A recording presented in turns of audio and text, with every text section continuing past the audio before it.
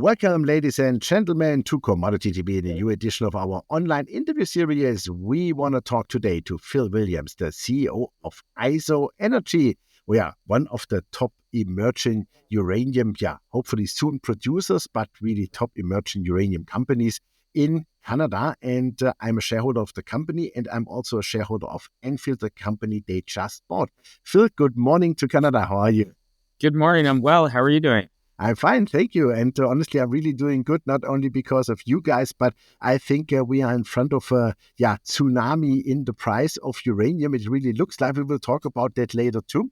But first of all, I want to talk about your company, of which I'm a happy shareholder, and your acquisition of Anfield, because I think that acquisition really complements a lot for Tony M bringing in production and several other parts, right? Yeah, look, it's hard to find acquisitions that are as complementary as this one that we announced last week of Anfield. Their projects and our projects in the United States are almost on top of each other. So we have tremendous operational synergies that we're going to realize from this. And of course, as you mentioned, the Tony M mine, which is our most advanced project, we're opened up the mine. We're underground there today. It's located 4 miles from the Shooterine Canyon mill owned by Anfield today. And originally, the mine was built to be processed at that mill. So we're just really restoring the natural synergies between these projects. So we're very excited. Super. So that mine was already designed, as you said, for Tony M mine. So that is fantastic. How much more money do you need to invest? Do you have to do any upgrades, or is it like ready to plug and play? Well, look, so the mill hasn't been operational since 1982. So there is work to be done there. And Anfield did a tremendous job going through the mill and putting together a PEA in 2023 that detailed the costs of refurbing the mill and bringing it back into operational status. They also submitted a number of applications with the state government in order to get the permits to restart the mill. The numbers that they had put together, roughly about US $50 million to refurb the mill and the tailings. So we're going to start with those numbers. But of course, we're going to go, once we close the acquisition, which is mid-December, we're going to take all of our projects together and put together an updated study, economic study, and come back to the market with the exact numbers and timetable to bring the mill and the mines into production. So it looks to me like, when I look at the map in your press release, that this will really be then, in, let's say, within the next 3 to 5 years, a very significant uranium production field, I would call it, because you have RIM in addition, Sage Plain. Then from Anfield, you have, I think, Velvet Woods, Slick Rock, West Slope, and Frank M. But also you have the Danaros mine, and with that, you are also neighboring with the White Mesa mill. So you have like 2 mills in a very nice neighborhood, and they really can be used, right? Yeah, no, for sure. And this is a prolific mining district in the United States. We're talking about a couple of different areas. So Henry Mountains, which is where the mill and the Tony M project are, and then Lisbon Valley and the Uravan Mineral Belt, where those other projects you mentioned are. Millions and millions of pounds have been produced in this area. And collectively, between our projects and the Anfield projects in this area, there's almost 35 million pounds of known resources. And that's going to feed our mill and potentially White Mesa as well for many years to come. Okay. So you said 35 million pounds. That's a beautiful amount.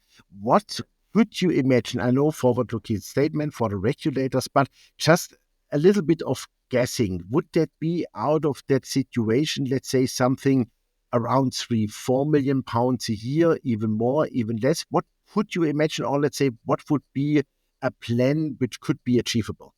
Yeah, look, so again, what we'll do is we'll go through the projects and we'll give you some ideas on our projects.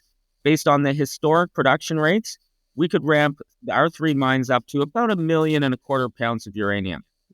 At the same time, Anfield, that study that I mentioned from back in 2023, they were thinking about that they could do about 800,000 pounds from their mine. So together, we're talking about 2 million pounds. I think there's opportunities to increase that. My goal, our target as a business, is to get up to somewhere between 2 and 2.5 million pounds over the next several years. Okay, super. How would you rate then, let's say, the cost situation approximately? I know way too early, but just to give us a little bit of a sniff. Yeah, look, again, if we just go back to the Mm-hmm. Anfield PEA, they were talking about approximately $65 US per pound all in costs. Mm-hmm. And that was based on shipping their material quite a far distance, 177 to almost 200 miles. We Mm-hmm. think there's definitely operational synergies to be extracted by working in combination with their projects. But I think that's a pretty realistic number, and maybe a little bit of cost inflation in there. But let's say that that's the number that we can talk about publicly because it's in that Mm-hmm. study. Okay, super.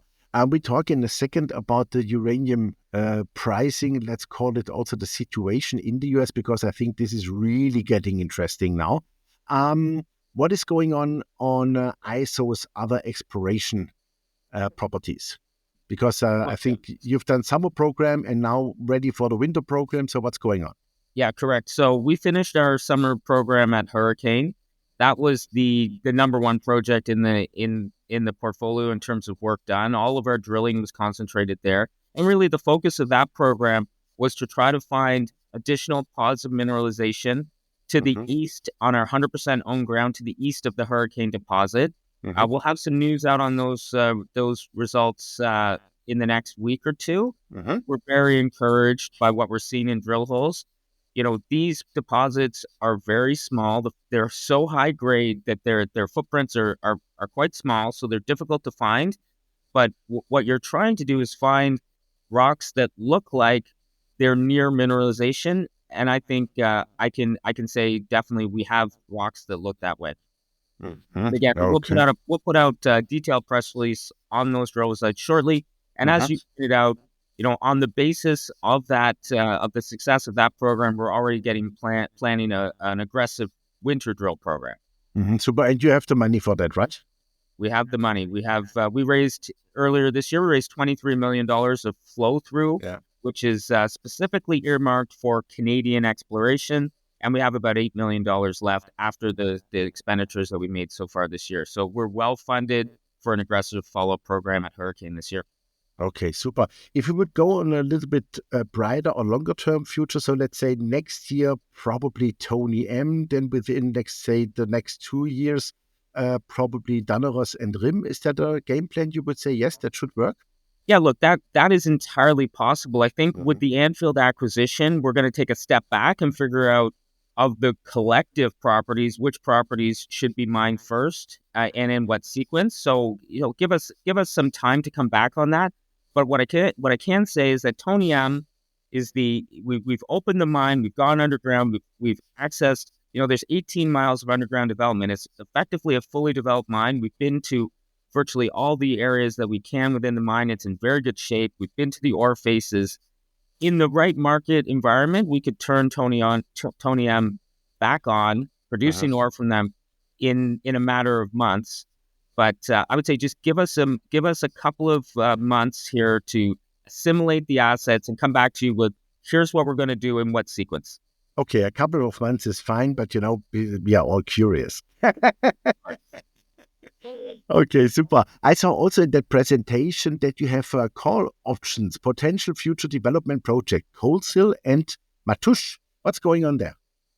Yeah, look, I mean, we're we don't spend a lot of time talking about these projects, and I Mm-hmm. appreciate bringing them up because there's tremendous value to be unlocked here. And when you think about the future of the demand side of the uranium equation, and with everything that we're seeing in the news about new nuclear, I mean, I read a report the other day that's talking about the tripling of nuclear power Uh-huh. in the United States by 2050. Uh-huh. A lot of uranium is going to be required, and we have these projects that are seen a tremendous amount of historic expenditure, have historic resources, historic economic studies that, for one reason or other, had historic impediments to development. The Uh-huh. Coles Hill project that you mentioned has 160 million pounds of uranium sitting in the United States. Uh-huh. If Russia bans uranium, or the Russian ban that the U.S. is putting in comes into Uh-huh. place in 2028, in any event, every pound of uranium in the United States will be required to feed not just the existing reactors, but what is planned for the future. And I think that could be a very interesting source of supply. We're working away in the background, consulting with local and state politicians, and the goal there is to put in place mining regulations, uranium mining regulations, that will effectively overturn the uranium mining ban, which dates back to the early 1980s. Okay, super. That's really interesting. And also we see now already that the spot price for uranium, today it was $83 to $84 in the bid and ask. What is your guessing for the price, let's say end of this year, then next year? And how do you see now the development in the US really, speeding up, right? Yeah, look, I mean, prices only have one way to go from here, Jochen. They have to go higher. We need higher prices to incentivize more production to meet demand. What I would say is, and I was listening to a gentleman from Cameco speak yesterday at a nuclear fuel cycle roundtable, and he made a very interesting point. He was talking about the state of contracts today, particularly contracts that have floor and ceiling pricing, where the floors are in the $70 to $80 range and the ceilings are in the $130 to $135 range. But what he said was, think about where the midpoint of those prices are. That's over $100. So that's probably the kind of price level we're going to go back to, I think, in very short order. Do you think the US in the future have the chance, let's say with for example, UEC Energy Fuels and some others, that they get a kind of independence from uranium imports, let's say within 10 years? Could you imagine? Yeah, look, I think it's going to be hard. I don't think there's enough production that we know about today to meet the domestic requirements. Again, that's just on what we know today, not taking into account any of the growth on the nuclear side in the country. So, I mean, look, I think that's a tremendous opportunity to, for example, there's a tremendous amount of exploration potential on the properties that we have and that Anfield has. And so finding more uranium and then having licensed capacity at the mill, we're, as part of the exercise of re-permitting the Shooter Canyon mill to become operational, we're also looking to increase the license capacity from 1 million pounds to 3 million pounds. And these are important steps that you need to take in advance of what we think is going to be a massive demand for domestic uranium. And we're going to do our best to try to fill that demand along with our peers. You know, like you mentioned, UEC, Encore, IsoEnergy, Energy Fuels, they're all doing a tremendous job moving their assets ahead to be that source of supply domestically. But I think, again, just to get back to answering your question, I do think it's going to be hard to get all the uranium domestically. Fortunately, there's quite a lot of uranium in Canada and in Australia and other safer jurisdictions, Western jurisdictions, the U.S. will be able to rely on. Yeah, absolutely. And we need that, definitely. Yeah, because I think somebody said at the World Nuclear Association meeting in London, I think 3-4 weeks ago it was, maybe you've been there also, somebody said, I was not sure who it was, maybe the CEO of Cameco, that artificial intelligence is not possible without uranium, meaning nuclear power. Yeah, look, and it's not just Cameco saying that, it is the industry. I mean, we're seeing Google, we're seeing Microsoft, we're seeing all of these companies come out. Now, Oracle saying, we're building these data centers for artificial intelligence applications, and nuclear power is the right power to provide the electrons for these applications. Yeah.